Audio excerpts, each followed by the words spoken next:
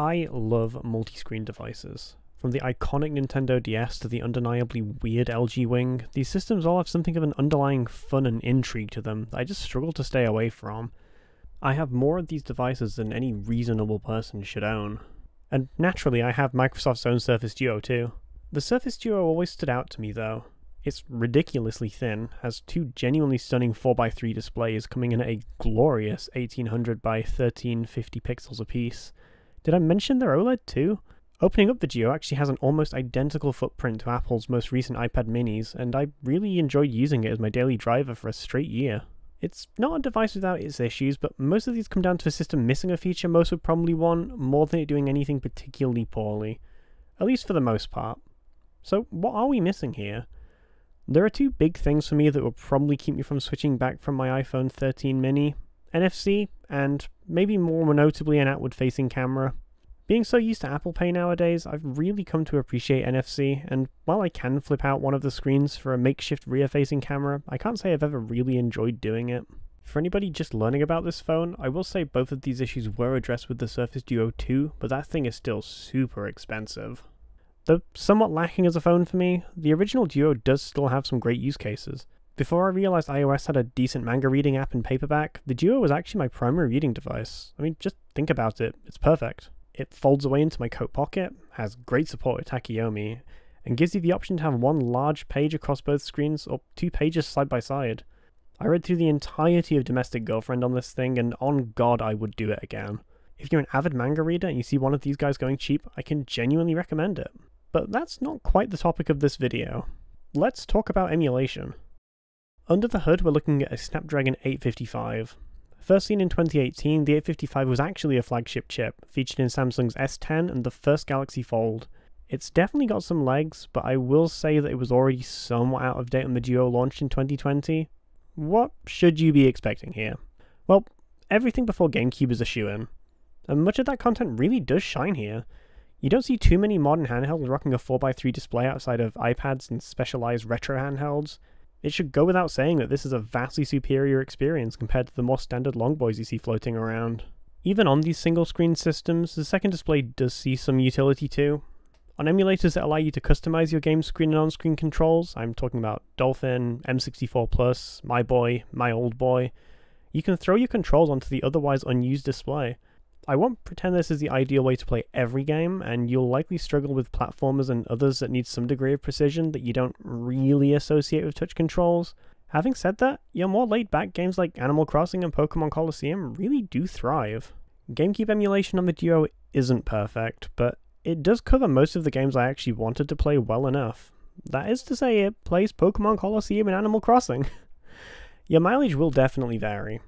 Pokemon XD stutters even at 1x resolution, and your F-Zeros and Star Wars just aren't worth trying. I will make a quick note here and say that if you do happen to have the Duo 2, its more capable Snapdragon 888 will start showing its worth about now.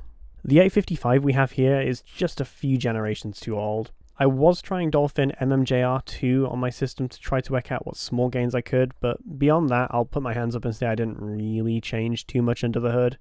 You might be able to squeeze out a few drops I wasn't able to. What you're probably here for is the spicy dual screen emulation though. I'm talking DS and 3DS, and the Duo does not disappoint. Within reason. On the DS side of things, Drastic is stellar. Setting up both screens is a breeze thanks to the app just looking at the Duo's displays and thinking it's one big screen.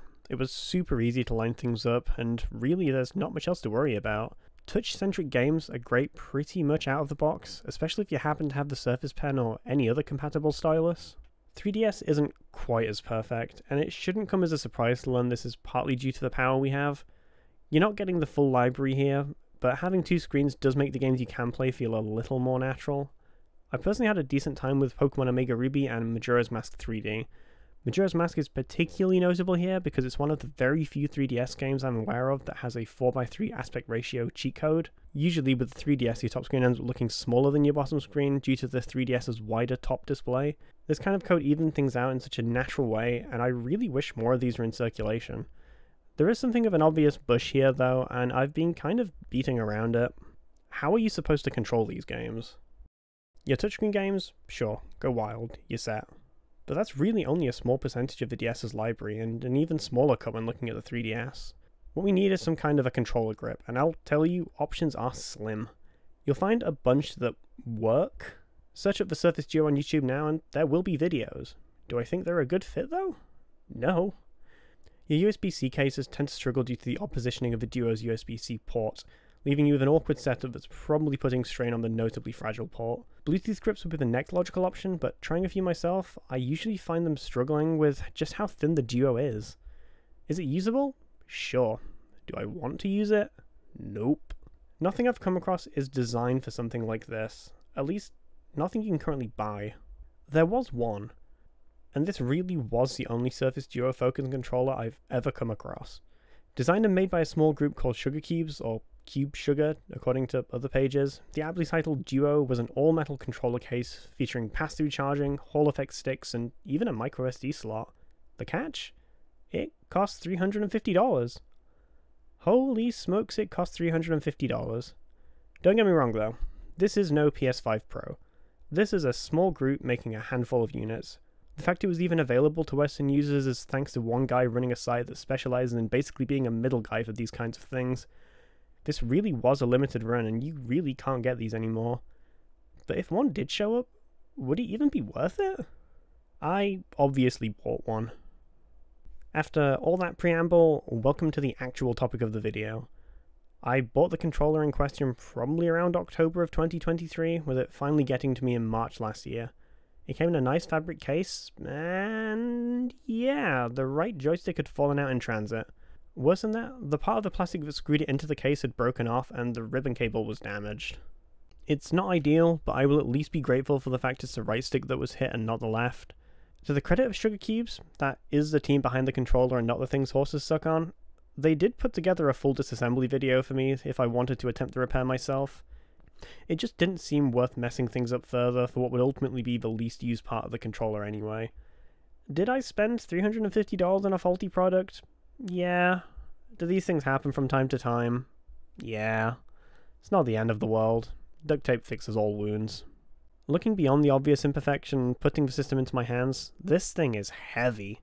With the phone inside, we're looking at 544 grams, which is more than 100 grams heavier than an OLED Switch with the Joy-Cons attached, and just shy of 200 grams heavier than the Odin 2 Mini I've been using lately. It definitely makes sense though. We're looking at a full metal body, and there is absolutely no kind of flex or give to the construction.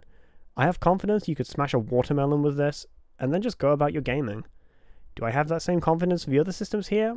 I'm just not sure I do. There's a few really interesting design choices on show, but none quite as interesting as the mechanism that actually connects the phone to the controller.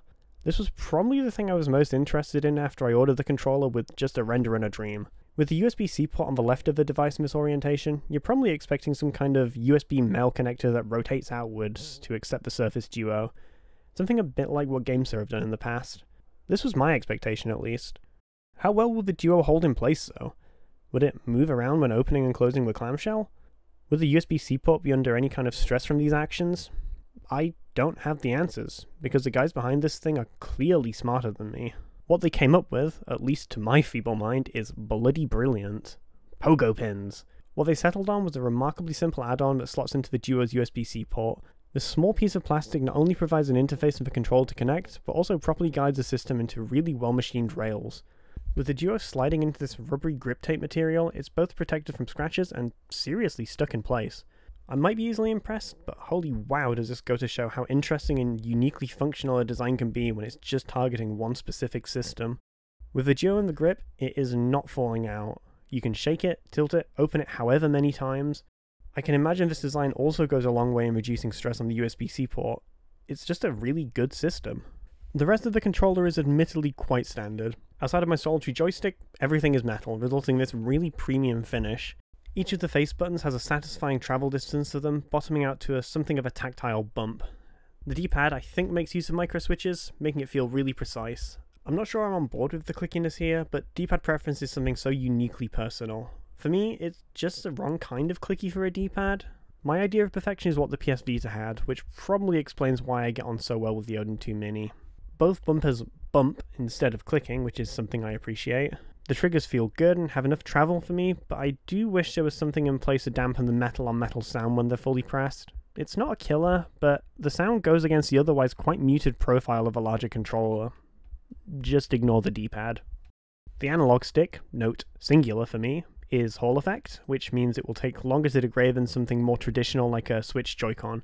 I'm not huge on the cap used for the stick, with it feeling a little 3D printery and cheap compared to the rest of the system, but it certainly does the job.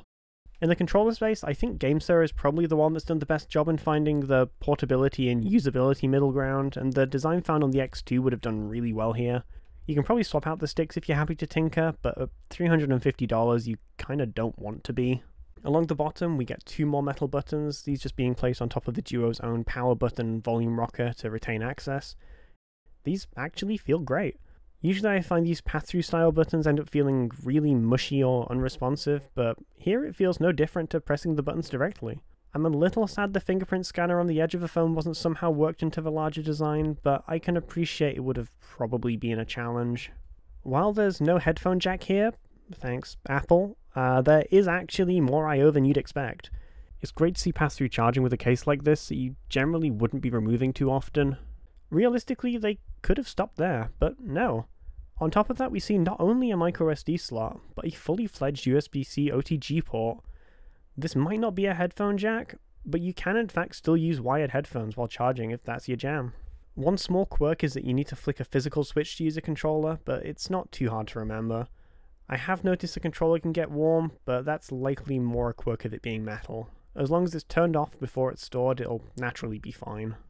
Actually using the controller for gaming and emulation is, amusingly, one of the least interesting things here.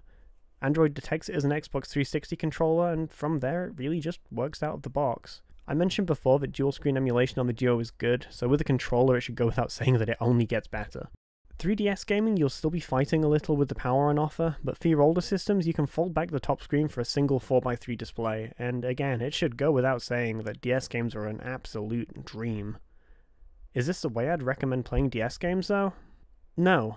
Just buy a DSi XL.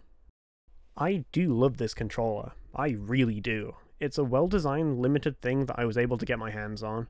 Even if it were still available though, I just would not be able to recommend it. A lot of that naturally comes down to cost.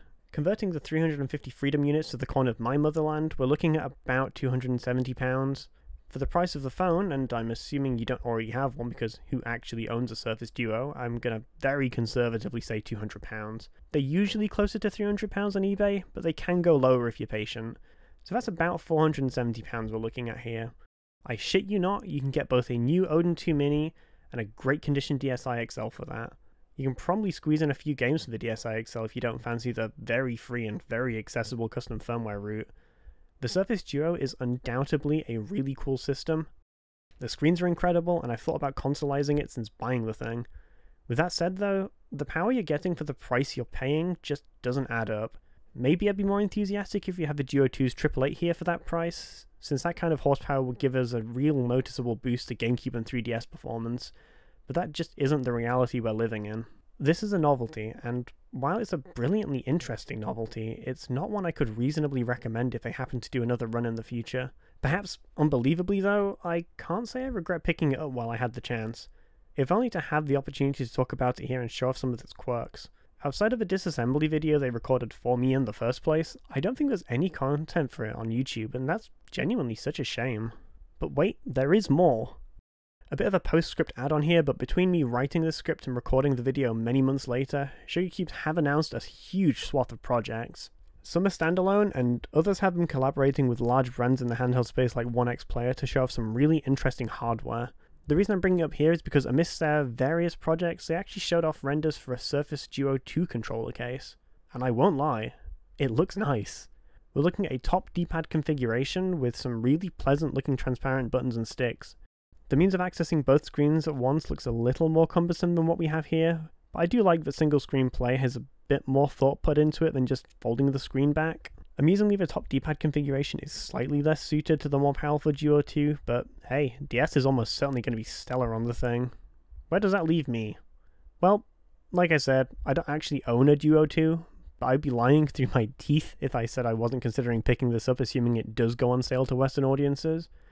If the timings work out, I might just get one with the intent of picking up a Duo 2 down the line, but with money being as tight as it is, nothing is really guaranteed.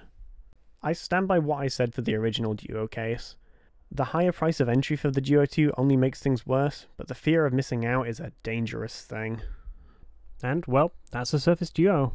I am still finding my bearings with both script writing and reading, so there's a decent chance I revisit this down the line when I've got a little more experience. In any case, if you want to check out my previous video, it's on screen now.